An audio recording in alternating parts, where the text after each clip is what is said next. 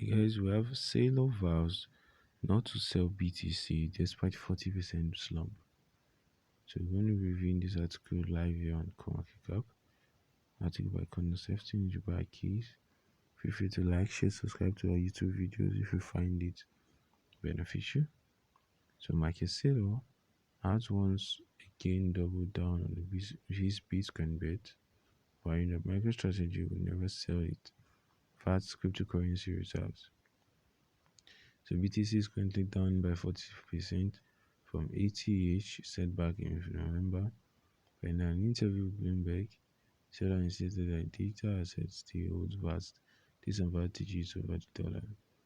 So when asked whether there is any temptation to offload the 124,391,000 BTC the MicroStrategy currently owns, he said, "Never, no. We are not sellers. We are only acquiring and holding Bitcoin. Right, that's our strategy." So despite the BTC slump from 69 to 42,000 in recent months, MicroStrategy is still sitting on healthy profit from its crypto investments.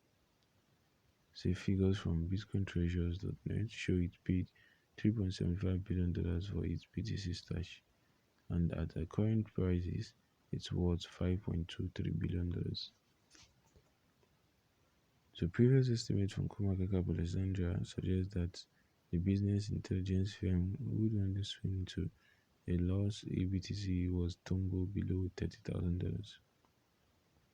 Given that MicroStrategy's acquisition have largely been fueled by debt, a prolonged bear market could be problematic for them, and as Bloomberg notes, every note made since late February 21 has been at a price above where BTC is currently trading.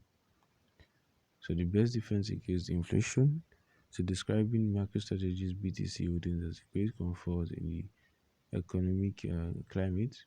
So with the US Consumer Price Index surging 7% in December, biggest annual rise in 40 years, Saylor added. The best defense against inflation is a Bitcoin standard, so don't really think we will do anything better to position our company in an inflationary environment than to convert our balance sheet to Bitcoin. So MicroStrategy is now in something of an unusual position, not least because of the Bitcoin it owns is now worth more than the company itself. So looking forward, Saylor believes that the current price point amounts to a greater entry point for institutional investors. So guys, that's all we have on CoinMarketCap today. Feel free to like, share, subscribe. We do hope this is helpful. This news update.